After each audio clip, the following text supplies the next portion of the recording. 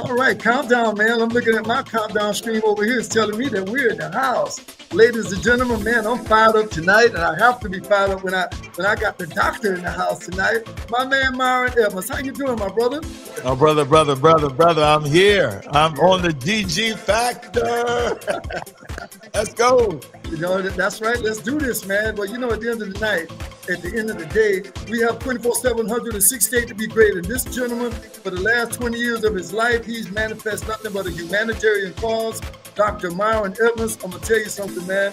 Like I told you, when I got to micromanage what you're all about, my brother, and I went in and I had to lean in a little different, I said, excuse me, I think he's on a mission that's worthy of attention tonight. So I'm honored to have you here on the GG Factor because we're here to inspire you. We're here to empower you. We're here to inform you and educate you. And this brother, through his own life experience, I'm here to tell you, man, he's a game changer. That's all I can say, Myron. And I'm not exaggerating that because, like I said, I got to do a little research. You know, let's go. Oh no, man, I feel good about it. You know, so honestly, man, when the music stops and I have my very, very opening question, my brother, first and foremost, before I get to that question, thank you so much. I want to say to you for being here with me tonight. I know you're in your travels, and we know everything's a little fragile around the country now. And I was glad that you didn't have any obstacles or some last minute delays that we could be here live like this tonight. So kudos to you, man. I appreciate you making the time, doing whatever you had to do with your itinerary to be here on the GG Factor tonight. But my question is to you, man. What is your why? Why are you the empowerment specialist? Why are you the humanitarian? Why are you doing what you do? Before I get into I'm just curious. That's the big question. Oh man, listen. I have been a recipient, man, of everything that I'm pouring into men. So when people ask me what my why is, sometimes people base their why on things. Sometimes people base their why on their platform. They base their why on money. At the end of the day, my why is people. I've heard somebody say this one powerful statement, man, you are perfectly equipped to help the current and former version of yourself. Man, I'm indebted to reach men because God reached me. I'm indebted to reach men because, man, so many men have poured into me. And so, man, it's all about people. It's all about reciprocity. It's all about, giving back what has been given to me, bro. And I'm grateful, man. That's why, bro, I just get fired up when I think about, man, how good God has been to me, man, to allow me to do some of the things I've done. But that wasn't always my story, man. To be honest, years as a pastor and doing all the things that I used to do, if people knew my whole story, man, they'd probably be like, man, this guy don't got no business, sharing with men, how to win in what matters. But man, it's because of my failures, Greg. It's because of my failures, man, that I'm qualified because I'm a survivor, bro. I'm an overcomer, man. I'm a winner. You know something? I got to intervene right here and do this because I always ask the why, but I usually do it. And I don't usually read bios about people, but because I want to get you a quick one, now we got like a little smidge of what you're about. I want to tell people this. Listen, Dr. Myron Edmonds is a dynamic speaker. He's trying to play it low key with y'all, but I'm going to give you the rundown right about now. This man is a dynamic speaker, pastor, author, counselor, community activist, an Air Force chaplain. He's a leader and consultant in corporate America. Let me tell you something. And he's the leader pastor of Grace Community Church. So for me, man, that's accolades beyond reason. That's why I said I knew he was going to do this. He was going to downplay his why. And I said, that's why I'm going to do it a little. Usually I'll do this first, but I said, I got it. And I knew he would try to play it low key. And no, man, what you're doing, my brother, is excellent. He said he's regarded as one of the most fearless, transparent leaders of our generation. Back in 2020, he founded the Myron Edmonds Leadership Group, an organization dedicated to empowering faith-driven leaders to be effective at home, in the church, and definitely in the workplace and community. So I wanted to make it even more official about who you are, what you're doing, your credentials, why you are where you are now. You have the title doctor. Now that we've cracked the ice on you, what is that background and where's your education? What's your doctorate in? Yeah, so I got a master's of divinity, and then I have a doctorate in my concentration in leadership development, focusing particularly on men. So Yeah, man, I spent my time doing research on how to transform apathetic African-American males into spiritual leaders, community activists, and world changers. So that's really what I'm about, man. I'm all about helping men to reach their full potential. Well, you know something, you use a word there that I empathize with you, my brother, for taking on the task of apathy, because you spoke out and said apathetic African-American men. Now, we do have a cohort of them. There are no obscurities in that. And honestly speaking, Right. sometimes we know what the etiology of about that apathetic African American, and sometimes we don't. Like, for instance, I didn't meet my father until I was 50 years old, man. And I tried to figure out why it took 50 years for me to find him when he was right over here. I'm living right here in Broward County. He lived in Broward County. He's right over there on the beach. I had even met him a few years before I finally got to know who he was. So my point is, there are a lot of obscurities that we don't know about. So if you don't mind, I had to stop you a minute and say, you got to kind of unravel, because that adjective, that's a powerful adjective. You said apathetic African Americans. We need to unveil that a little bit. Yeah. So I mean, so many brothers to me, man, are just victims, I think, man, of the society in which they live in, the communities they grow up in, the family situation that they grow up in, as you mentioned, and they don't have no direction, you know. And honestly, when you're a man, there's not a lot of safe spaces that you can go to and say, man, that I wish my daddy was in my life. You know, I hate that my situation was like this. It's very difficult. You understand this. It's very difficult to make it out when you've not had the support, when you've not had a male figure to pour into you. You know, you see all the research. The research tells us, you know, our prisons are full, and the commonality with those that are in prison is the absence of a male figure, and particularly their father, in their lives. We know the impact that it can make in the destination and the development of a young person. And not even just a young person. You said, man, you're 50 years old. Like, we even now, we have grown men that still wish that they had that relationship with their father. Where would we be if we had that? And so the apathy can come from the lack of relationship. And so without relationship, you know, one of the texts I love in the scriptures is, where there's no vision, the people perish. Absolutely. If I don't know where I'm going, if I have no vision, then I will have no direction, no discipline, you know, no development in my life. Yeah. Yes, sir. Yes, sir. So you know something, at the end of the day, you said something so powerful, man, about what's going on in the prison systems, that you just see this repeat performance of the revolving door of the kind of men that are coming in. And unfortunately, a lot of them are black like you and I. And we're trying to understand how to eradicate this. I didn't elaborate on one thing that I definitely want to acknowledge right now, that you are married, you have two beautiful teenage kids. And one of them, you know, is you have, is it Taylor and is it Camden? Are their names? Yeah, Camden. Yeah. They're grown now. They are young adults. Well, 22, my daughter is, and my son is 20.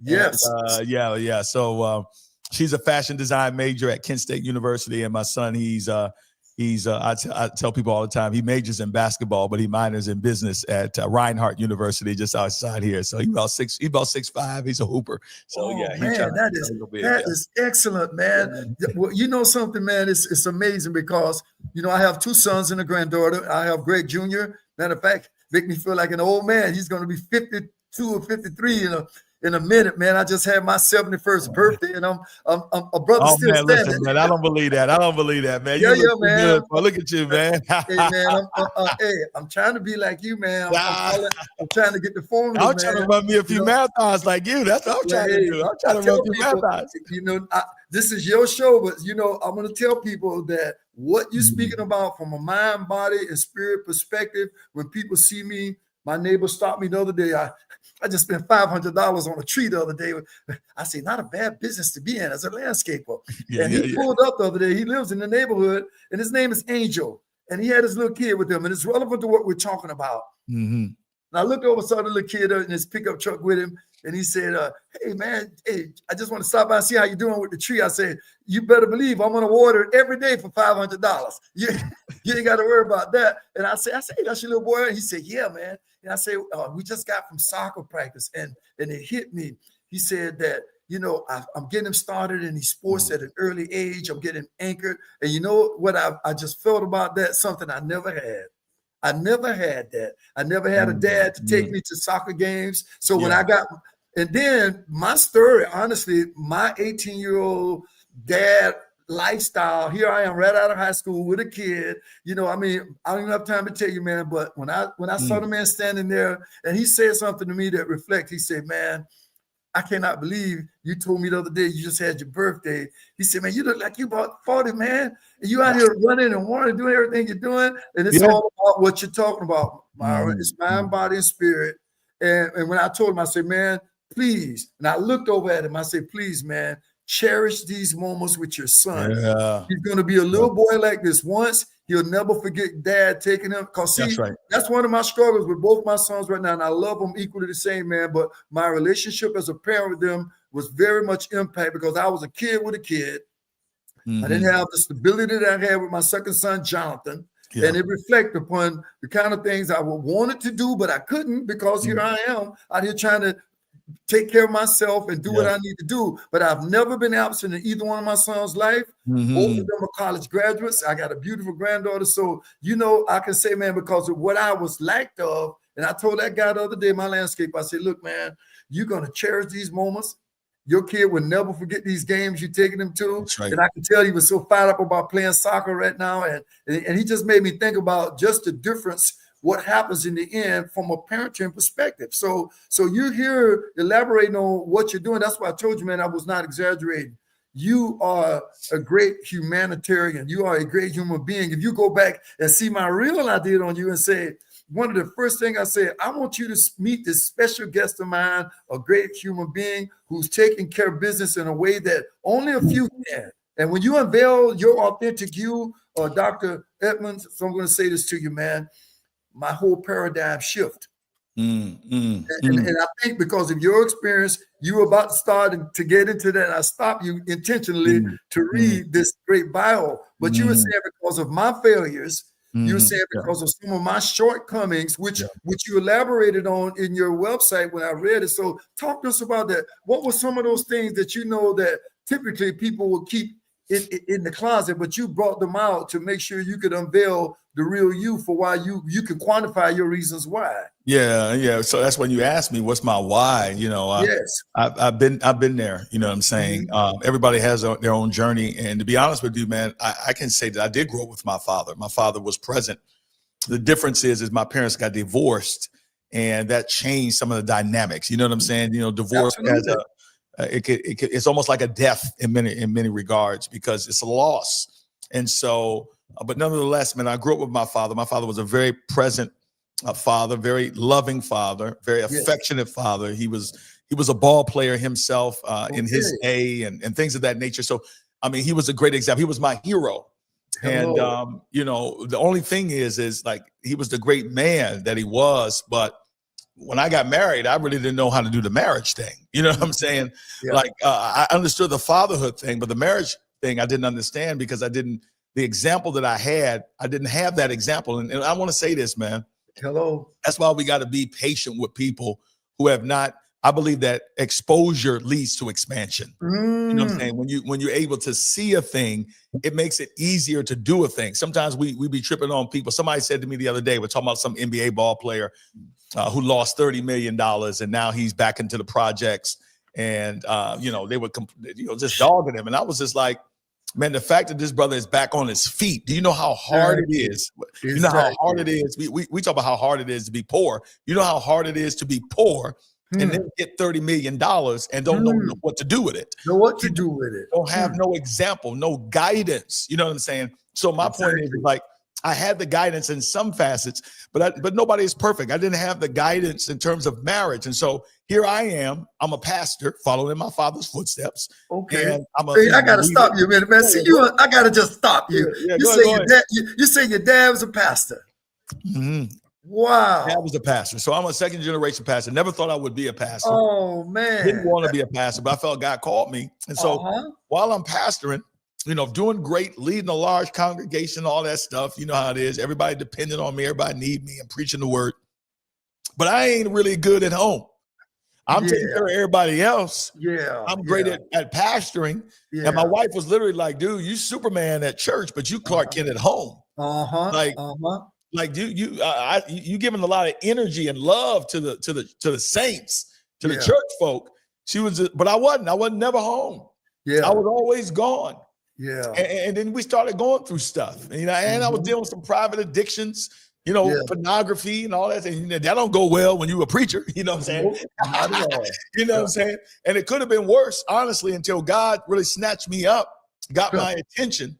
My daughter actually, man, found pornography on my phone. Here I am, a pastor. Oh boy, yeah. She took the phone, gave it to my wife. Greg, that's why I said to you, man. I said it to you. You are authentic, man. You are transparent. It's real. You are a living example that you're human, my brother. You're human.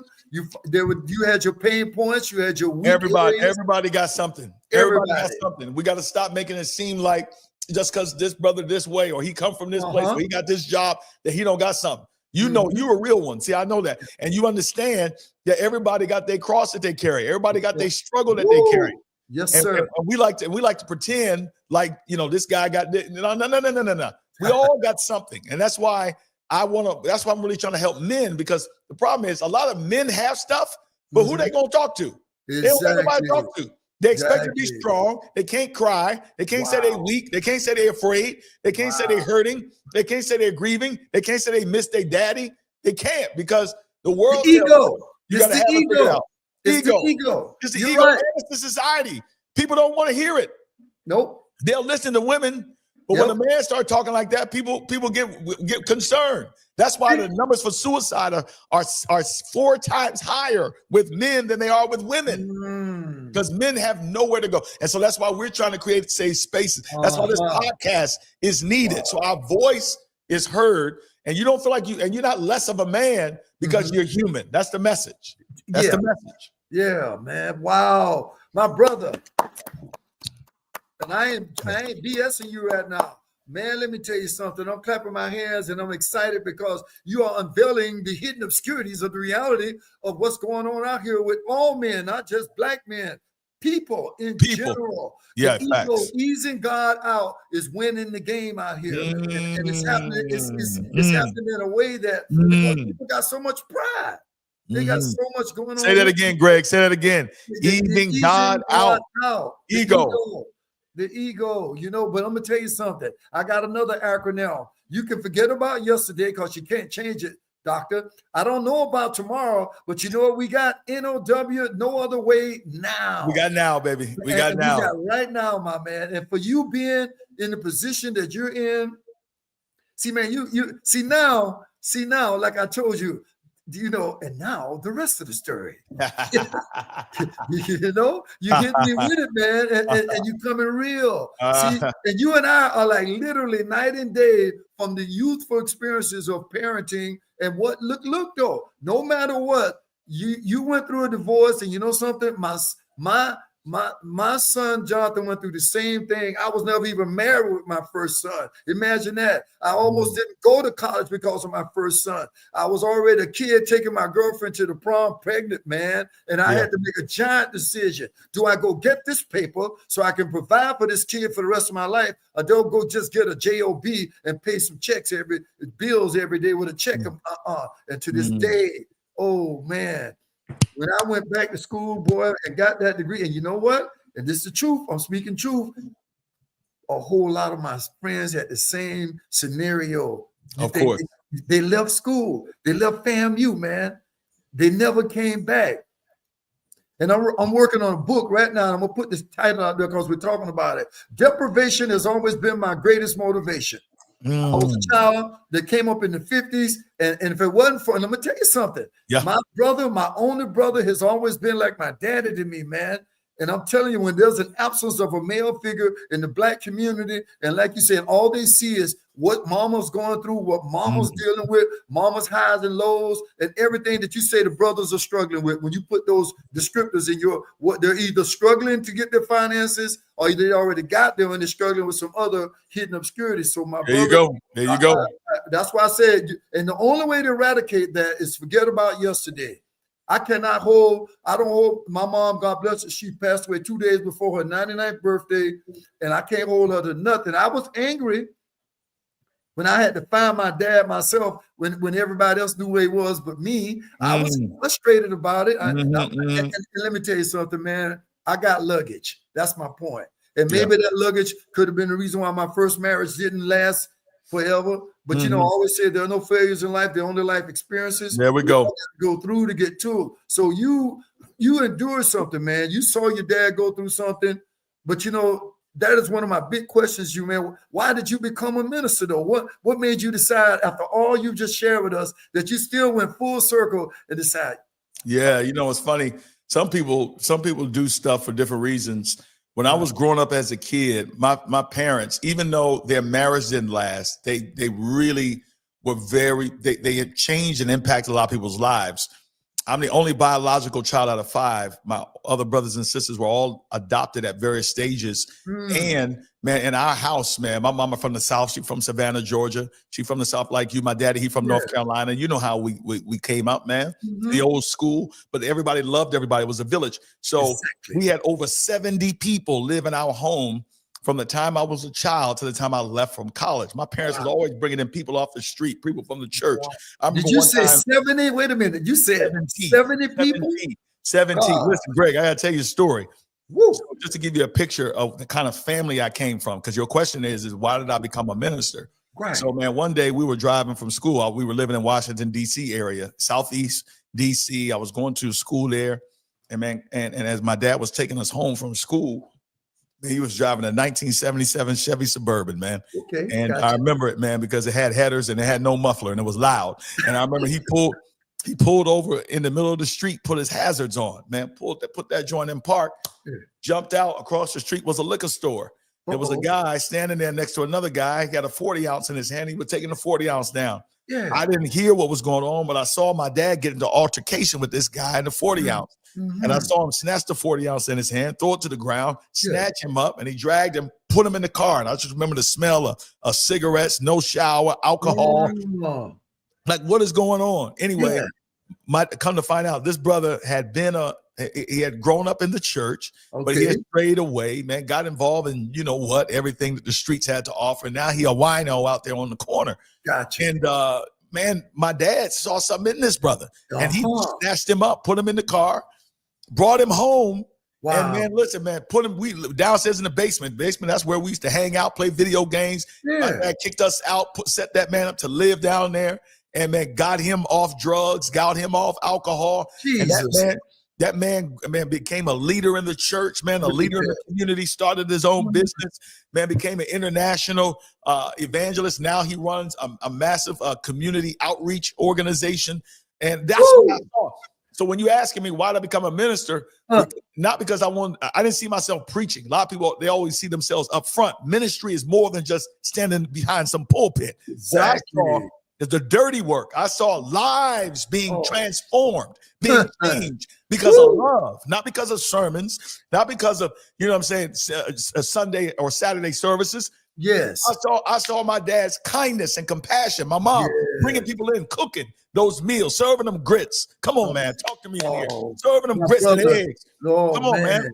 Cooking that macaroni and cheese and collard greens, bringing them in, giving them a place where they can feel loved. And I would see lives change. And so, man, I get excited now. I get chills because when I see that, it inspires me because I want to do what I saw. And I'm trying to tell you, we will exposure leads to expansion. You can only do what you've seen. And when you see a thing, you can't shake the thing. You know what I'm saying? It'd be like if I told you right now not to ever think again about a big yellow elephant. Just because I told you not to think about it. It's in your mind right now. Right. Because once you see it, you can't unsee it. And when you get a vision for your life, man, you can't unsee it. That's why I'm inspired by you. You said that twice tonight. You said exposure leads to expansion. And when you said it earlier in this conversation, I was going to stop you. Now you said it again. That means I'm supposed to stop you. You speaking truth. But man, all I can say is, wow. Wow. I get that energy from you though, Greg. When I see you, Greg, when I listen to you speak, I see a man that is not that lives what he preaches. You've been saying, look, it ain't about the past. It's about now. I tell people all the time, legacy is not what you leave. Legacy is what you live in. You only gonna leave what you live in, right? So we always talk about the future. Yeah, that's good. But my future is gonna be determined by the decisions that I make now. And so your energy, the positivity that you infuse, that's God, man. There's God in you, bro. That's gratitude. That's I've been through some stuff, but what I've been through don't have to determine my destiny. You feel me?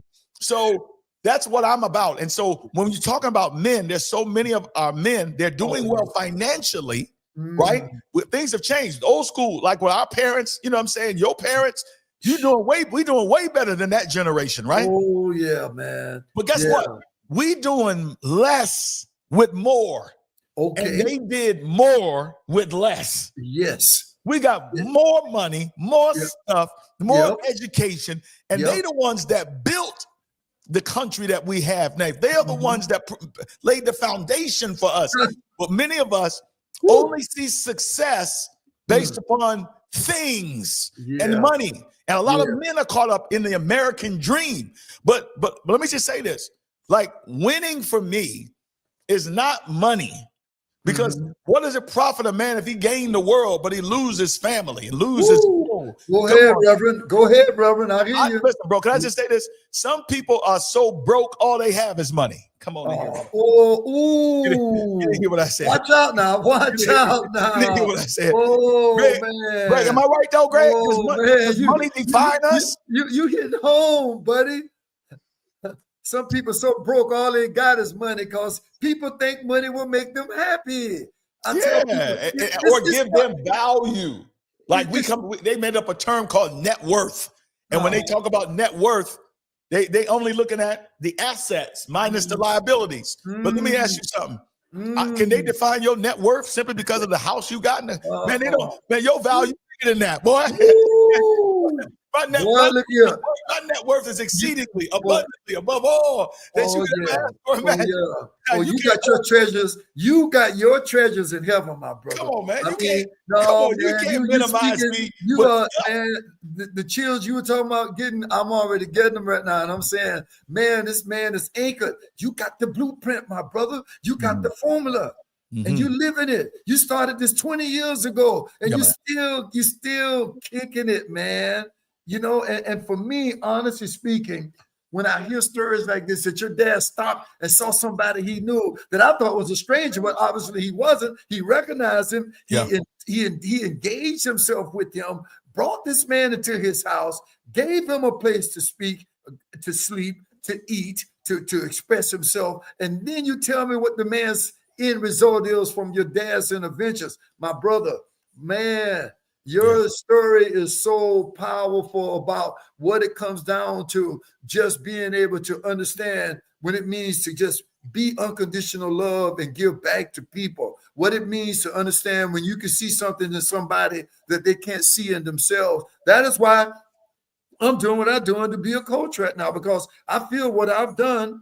I'm not no perfect human being, but I think what I've done, I've had enough highs and lows that I can say, don't do that. I think you ought to try this. Like the mentors I got right now in my life, people like Brendan Boyd or James Melanchek, Israel Duran. There are people around me, man, that I poured a lot back into me so I could pour it back out to people. One of my coaching clients I got right now, man, is going through a very serious thing about what we're talking about. You know, I keep his name private because it's a private situation, but the gentleman has a wonderful, wonderful kid. He's estranged from the mom, and they're not having the best relationship. But my point is this: I can see the impact it's having on him as a man. I see the impact it's having on him in his parenting. And you know something? I'm just honored that he's entrusted me to be the one that he can come to in a situation like this, and that we could work together. And I see the difference. I can tell what he's saying, what he wants to do, where he wants to go. And man, I'm just telling you now that you told me why you're a minister, you know what? You had no choice. You know how some things are just already, it's called the 4-eye effect. It's the 4-eye effect, man. It's intrinsic, it's inherent, it's innate, it's born in you. Your environment dictated it to you, you know, and sometimes, I mean, you know, I was listening to TD Jake's daughter, Sarah, and she was talking about her life story. and she was talking about, oh, boy, she felt she was on Mel Robbins, man. Yeah. Giving Oh, a yeah. whole story out, and it's so relevant to what we're talking about. She was saying, I came up around it. It's just in me. Yeah, I made a horrible mistake. I felt so ashamed because, you know, she was a teenage. Oh, yeah. Teenager with a baby, a woman. And here she is, one of the most prominent ministers in the world, T.D. Jakes, and his daughter, and she felt like this, like she had to walk around like this. She didn't want to veil herself. And man, I got so much respect for that woman to see where she is in her life right now. Yeah, absolutely. What the platform she's standing on right now. Yeah. And here you telling me now, you're a preacher's kid, my brother. You anchored, you don't walk the same walk everybody else, because you know something, I know what you've had to go through, and then considering the split of your parents, but they were never absent, because look at you, what you've been able to do. So now you've answered my why about 10 times, and you know something, I got you, man. And I'm gonna tell you something.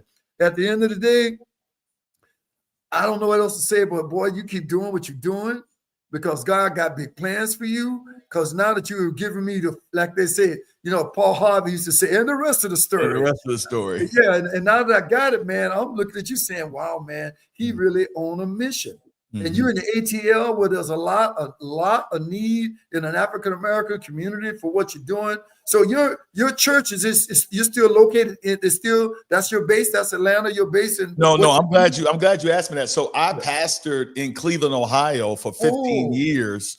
And then I resigned from pastoring to go full time into coaching and to pastoring men exclusively. That was about 18 months ago. My wife and I both picked up. She's a dentist. I left my church. We prayed. God said, look, I want you to go all in on the men. The need is too great. Nothing against the sisters. Pastoring my church, I love doing that. But in this season, the Lord was like, bro, I need you to pour into the brothers. Wow. And so, man, that's become my life's work, honestly. And I get all my fulfillment and joy. Once again, not being redundant, I applaud you, my brother. You listen to the still small voice. It spoke loudly. A lot of us have a problem with that. You know, we hear the voice speaking all the time. Nope, you shouldn't. Nope. But you listen. And God has not turned his back on you, man. And I know surely you've had your highs and lows like anybody else. But the fact that you decided, I'm going to take this path. And you know something, man? We need you. You bringing all your luggage. You've unveiled your luggage. And what more could it be for any man to come to a man who can unveil everything he's experienced that empowered him through his own experience to pour back into someone else? And when you say that's your mission, and especially after what you saw at your family, man. So all I can say to you is this: it hit me. You know, today is Veterans Day, man. Yeah. And I saw where you were Air Force chaplain. So you were in the Air Force. I'm still I'm a reservist right now, still serving as a chaplain. Yes. Wow. So you've done active duty? Have you always been in the reserves? I've always been reserves. Yes. How long have you been in that capacity? About 7 years. Wow. So now the question is, do you just stay in that capacity? There's no moving in rank or anything like that. I promoted once already. I came in as a captain, and now recently just promoted to major. Wow. God bless you, man. That is so great, man. Yeah, man. You know, my dad did 33 years in the Army. He was one of the first African-American black men to fly in a helicopter as a medic in Vietnam, bro. Wow. I was giving kudos to him today. I can quantify that. I got the plaque sitting right there in my little China cabinet, man. Come on, man. Remember, I only knew my dad maybe almost 10 years. And the strangest thing we're talking about, because it's so relevant. I'm outside swimming in my pool at my house. My son came down from Tampa. I don't get to see him all that much. My granddaughter, everybody's here. My wife, we all hanging out. And my dad's sitting there, man. And I look up out of the pool and I'm saying to myself, wow. And I wouldn't have thought that was my last time seeing him coherent like that. 1 month later, he goes into, he has another stroke. It's a long story short. We can't even get into it right now. And I'll tell you about it later. But by August, he was gone. God blessed me to have. I was about to say, but God gave you, man, what a lot of people don't get, man, which is the I got second the chance. opportunity. Yeah. I got the opportunity. Well, listen, you know, my wife just reminded me, let me do an unconditional plug. Man, I can't believe we've been talking over a half hour already. I knew you was going to be like this, but time I got flies to when we plug having these two fun. books. On Thursday nights, ladies and gentlemen, I want you to know this, that you should come out to my Strive Masterclass. And I'm gonna put him on spot right now because I want him to one of these Thursday nights be a special guest for me because he is an empowerment specialist. I'm an empowerment specialist. We're speaking about mind, body, and spirit. This is Pastor Reverend Dr. Myron Edmonds. He is leading by example by listening to the still small voice. And the reason why I'm holding these books up and saying this is because I'm running a special right now. I usually have $97 a month for everyone, but it's only going to be $49.99. I want you to come into camp and I want you to take my 30, 60, 90-day challenge to discover what's going on in you that will be something that you probably have obscured. And the key component to that, sometimes you need a coach. Sometimes you need a mentor. Sometimes you need someone to micromanage you and put things in perspective. So for me, I'm asking you to take what I call my 30, 60, 90-day challenge. Come into my camp. This book is a copy for you if you come in. That alone is $25.99. You get a copy of the book. You get me once a month, every month. Now I do have my maximum potential coaching opportunity, which is normally $9.97. It's only $5.97. The links are right here. If you're with us tonight, they'll be here after this. And you can always go to theactivator.net and you'll be able to find anything you want about us, the Get Activated community. You don't only get me, you get my experience as a 25-time marathoner. Those two books of mine. I have a master's degree. I'm a real estate investor. I'm studying right now to renew my financial services license. And I'm here to tell you that by the grace of God, just about today is the 11th? That's right. 1 week ago today, I had my 71st birthday and I feel marvelous. So come on now. Come to the camp, hang out with me. People always ask me, how do you do it? And I tell them I got the secret recipe. I got the blueprint. And yes, sir. Do come on in. So tonight we're getting the real recipe tonight, though. I'm sitting here, I'm flagged by the man himself, and we're gonna get back to you, my man. I just have to stop and plug what I'm doing on Thursday nights at 7 o'clock. All you got to do is DM the word Strive, or I'm always live on Facebook. I'm always live on IG. So back to you, my man. You gave me all the answers about now I thought you were active, that you did active service. You've been in the reserves all this time. And you even got ranked while you out, you know, and it's just an incredible thing that you're doing, man. Now, I want to know more about your empowerment. The winning, is it called the winning circle? Am I correct? Winning circle, yeah. The men's winning circle. Right now, because what I did do, and I was able to take a minute and look at it, I said, well, he has something here that I need to pay a little bit more attention to. I'm looking for my paper that was about this right here. I want to read this. You said the vast majority of the men I've encountered have fallen into one of two categories. You've quantified this on your website, and it says here, the number one guy he's a man that's struggling. He's trying to find success in finances, in his careers. He's trying to find success in having some status and material possessions. And he's feeling pretty much empty. He's got pain points that he needs to resolve. He feels unfulfilled. He feels dissatisfied.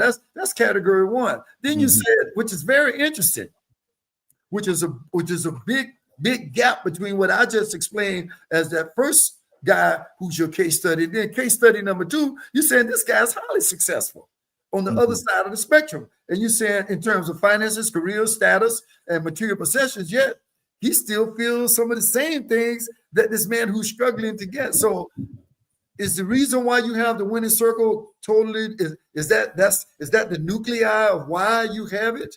Yeah, absolutely. I think, man, you've done a great job of really getting to the root issue. The root issue is that a man's purpose should not be based upon something that can be taken from him. And so many men attach their value. They attach their value to status and things. And what I've discovered is, and I'm not trying to be super religious for those of you who are not religious, but just hear me.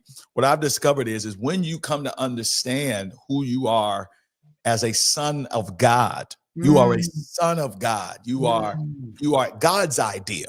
You are not. I mean, no matter how you were born, no matter what the circumstances were that you came out of, you belong here. Your very breath is necessary. And when a man comes to understand his purpose, God first, bro. Hello. What he understands, and so a lot of brothers they have begun to move away from God. I'm not talking about church. I'm talking about they've moved away from understanding who they are in God, and as a result of that, there is confusion. Yeah, there's confusion. There is a need to find value in everything else except. And bro, man, I saw just the other day. Now I'm a big Dallas Cowboys fan. Okay. My dad was a Cowboys fan, so we all came up that way. Gotcha. And man, this young man, brother, I don't know the whole story, man. My heart goes out to his family. This football player, man, 24 years old. He had just scored a touchdown, man. Had the best game of his life. And 3 days later, man, he blew his brains out in a porta john, man. I mean, and so that just makes my point. It ain't the bling, bro. It ain't the money. It ain't the man played for the most popular franchise in football, and it wasn't enough. Wow. And so when I say to men, you need to win in what matters, what I'm really calling them to is a healing journey. Most of us are on a success journey, but the success journey typically it ends with a dollar amount. It ends with a status. It ends with a job. But when you chase healing, that ends with identity. That ends with you know who you are. And when you know who you are, here's what I like to tell people. You don't have to chase success. Success will chase you. It'll chase you. Could you please repeat that one more time for the audience, for me too? Just repeat that last statement. Yeah, when you get healthy and whole and you're secure in yourself, secure in your manhood, secure in who God made you to be, success is not something you chase. It becomes a byproduct of the fact that you know who you are. I love what the words say. The words say in Psalms 1, it says, whatever you do will prosper. Like I can't help myself. Greg, I'm not even trying. I just win. You know what I'm saying? I'm not even trying. I'm not like striving to be great. I am great. Hello. I'm not trying to be, you know what I'm saying, powerful. I am powerful. I don't got to try. When I walk into the room, the atmosphere shifts because I know who I am. You know what I'm saying? And so there's a lot of brothers, they don't know who they are. They just need more women. They need more money. They need more this, more this, more this, more this, more this. And the more stuff you need to feel good about yourself, tell me you don't know who you are. Thank you. Because they haven't done, that's why I wasn't being funny. I just put the hat on, leave my head down. And let me tell you something. It took Gregory Griffith 65 years. Come on, Doc. Talk to me. 65 years to just really come full circle with my life. I'm a crazy ass musician, sex, drugs, and rock and roll. I lived it. I lived it. I lived it. By the grace of God, I'm even sitting here tonight. I'm telling you the truth, man. You know, and I'm just grateful that I found my path. You know, I found a way to say, that's a dead end street. That would never, it's like a hickey you get from hitting the wall, and you keep going back to that same wall, hitting that same old hickey. And I said, I got enough hickeys, doctor. Dr. Edmonds, Gregory Griffith's got enough hickeys, and he decided when T.D. Jakes sent me this cap, when I retired 2.5 years ago, and I was just running around everywhere, which I'm still doing, but back then I was really on a mission, getting out here, getting this brand new book. I will never forget when I released this book 20 years ago, man, and something said, man, put this book back out there and let this teaching job go and go support your dream. Go believe in what you know to be truth in this book. Be the title, stay activated, get off the bench of procrastination and live your life. But you know, I did it, but I wasn't putting him like I needed to have him. And now that I got God in my life in a capacity, because I come up in the church, you know, I'm baptized in 4th grade, and I went home to my church about a few months ago. My niece, God bless her, made a transition, and I just went over and had a meeting with the church. And when I walked in, I looked up at the place where I was baptized, man. I said to myself, thank you, Jesus. And I said, more importantly, thank you, mommy. Thank you, Mommy, for taking me to church. Oh, man. Yeah. Oh, no yeah. matter what happened, she got us up on Sunday morning. She Yes, made sir. sure we got there, brother. And she made sure we learned things about, and there was a little booklet called The Daily Word from Unity. And that little daily word would be all over the house. She have, and I got hundreds of them upstairs now. And you could always grab one and open it and read it. But the one for the month was always there, and it was always one daily word for every day of the month. Yes, and sir. Guess what? I don't leave my house if I don't say Psalm 91 and read my daily word. Come on the now. devil is a lie. Yes.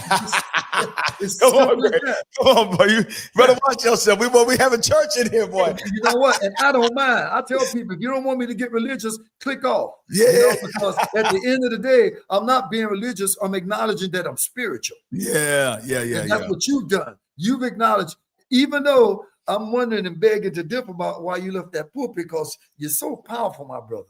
You got so much to give. You are exhibiting exactly the reason why people followed your dad like they did, and your dad poured it into you, man. So I applaud you. I didn't even know you had a podcast. I want to talk about that right now. You do have a podcast. I don't know when it airs. I don't know how people can get there. All I did put down was MyronEdmonds.com. But would you tell us a little bit about the podcast? What is it really all about? Is it about the male empowerment structure? Absolutely. What are you absolutely doing with that? Yes. So our podcast has been running now for the past 4 years. It's called the Get Your Shift Together Men's Podcast. Yeah, Shift. I saw that. Yeah. That's the acronym for your spiritual life, your health, your integrity, your family, and your tribe. We say those are the 5 priorities of manhood. And your spiritual life. Wait a minute. Your spiritual life. Spiritual life, your health, right? Your integrity, your family life. And then your brotherhood, we call it the tribe. You gotta every man's gotta have a tribe. You can't roll solo. An isolated man is a dangerous man. You see me writing this down, don't you? Don't you see me taking notes, Reverend? Don't you see me taking notes, Reverend? And you know, let me tell you something. There's a man that's a good old friend of mine. I've known him a long time. Never got very, very close to him, but through one of my mentors, Robert Lemon, who's a minister, he had a big workshop down in Miami about 2 or 3 years ago. And the man's name, and I highly advise you, because you're using the word shift. He's got a book that's called Shift Your Brilliance. Simon T. Bailey. Have you ever heard of him, Simon? No, I haven't. I love it. I like what I hear, though. Listen to me, man. Simon T. Bailey was there as a keynote speaker for that event. And he was talking, and he was a Disney executive, a Disney salesman for Walt Disney. I mean, incredibly articulate, just funny, just bubbly brother, man, who just decided he wanted to do exactly what you're saying. He left Disney. He wanted to get his word all the way around the world, and he went out and started writing books and speaking. And when he wrote that book, Shift the Brilliance, he said one thing in that talk that everywhere I go, I still use it to this day. Relationships will always be the new currency. Yeah.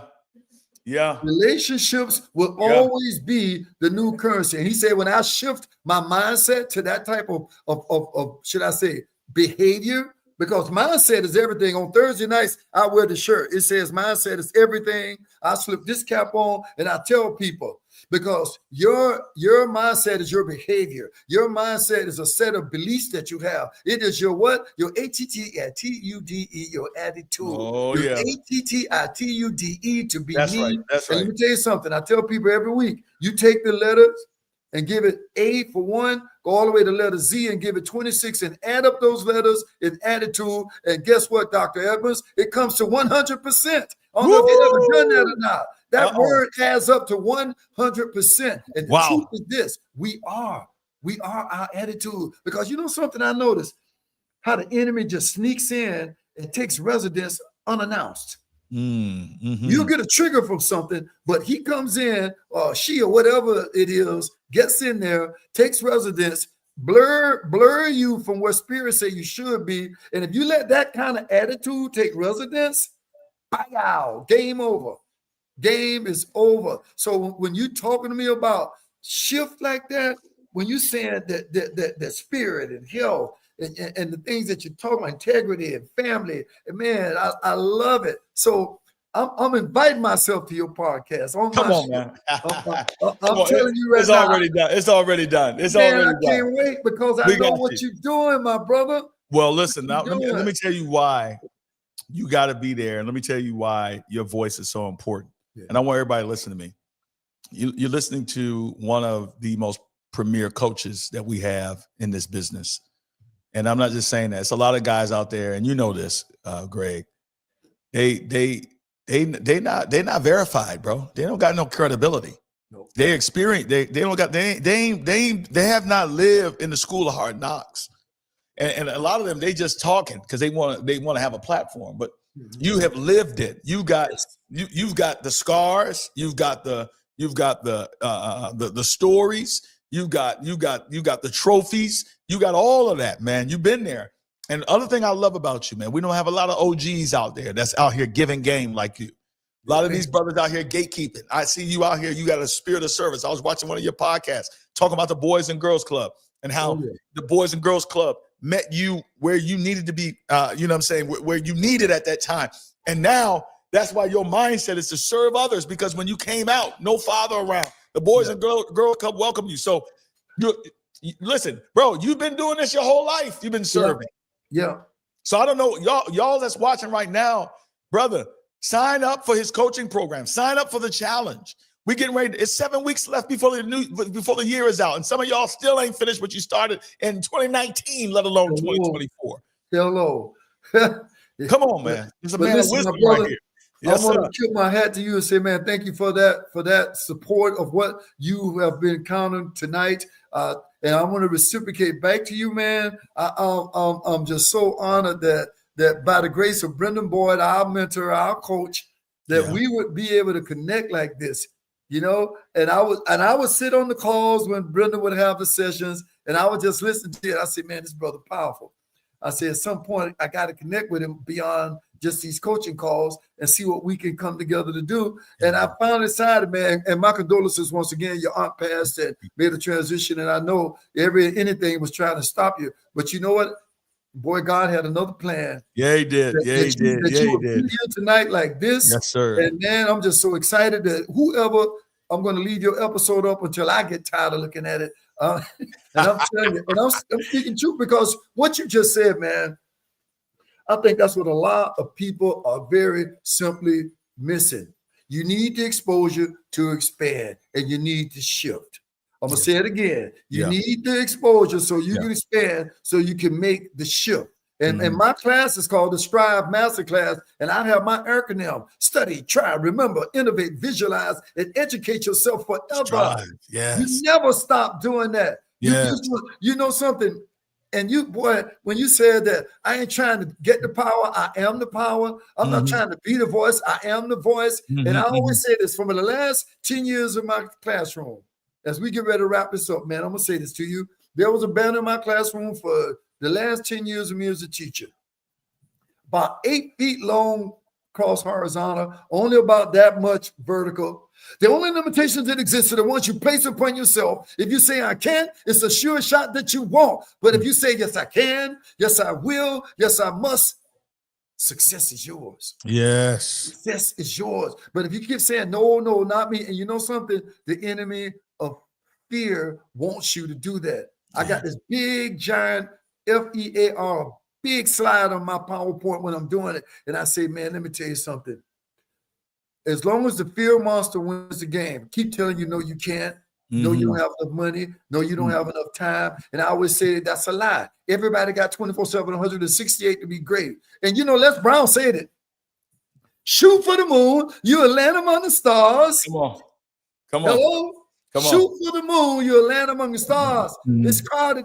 It's crowded down here. There's all kind of room up there, man. And honestly speaking, when I start adapting that kind of mindset, Dr. Edmonds, I'm going to say this to you, man. Dr. Myron Edmonds, you don't understand how much you poured into me tonight about the realities of where I am versus where I want to be. I keep looking forward when I got to stop, be still, and know that I'm God, as Psalm 46:10 would say. Yes, and sir. just live that. Like Yeah. every day, I will not leave my house if I don't say, he who dwelleth in the secret place of the Most High shall abide under the shadow of the Almighty. You alone are my refuge and my fortress. I put my trust in you to Yes, protect sir. me against the what? The snare of the fowler. Snare the fowler. Yes, sir. Yes, sir. Yes, Your sir. brothers, under your wings shall I trust. Your Yes. truth shall be my shield and my Shield buckler. and buckler. Yes, I'm sir. gonna leave the last words on you, my brother. I just want you to know how much I appreciate you. Yes, I brother. thank you. I applaud you. Don't you ever stop believing that you can achieve, because God got big, big plans for you.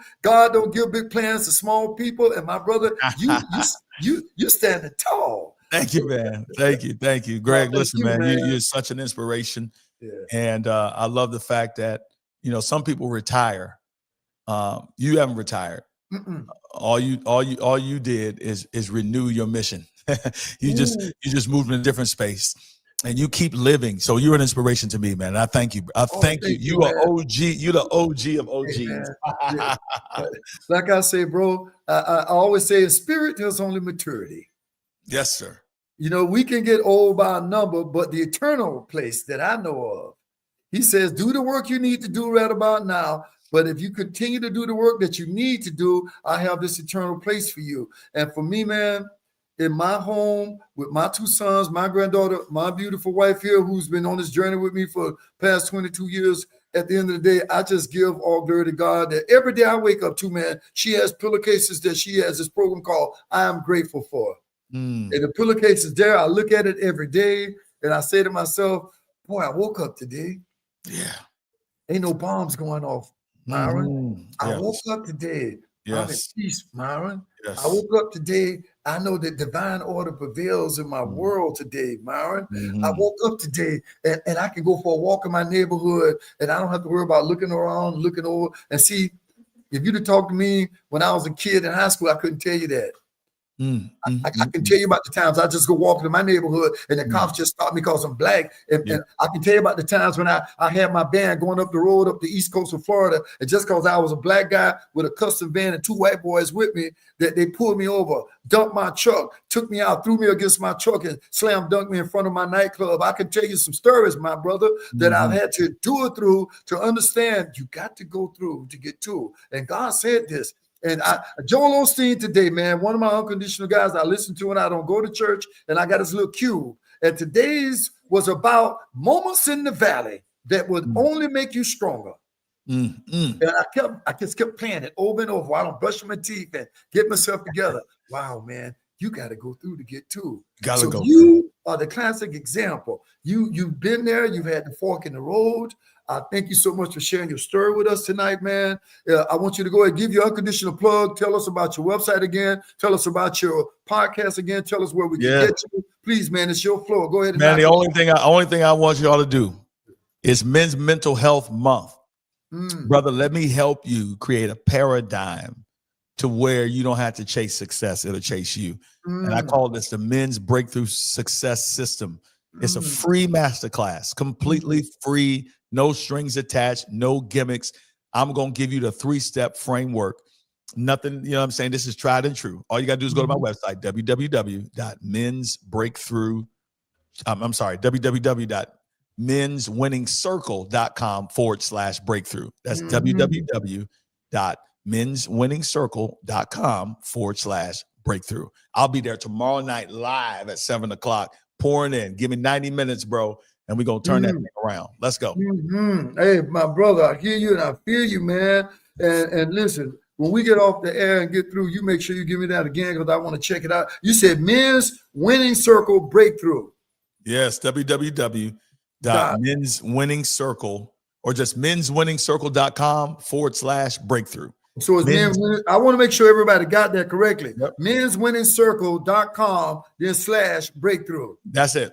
Got you, because I want to check that out, man. Well, listen, when I started with the music, I ended with the music. I'm going to kick it back in. I want you to know this. Boy, this has been out of sight.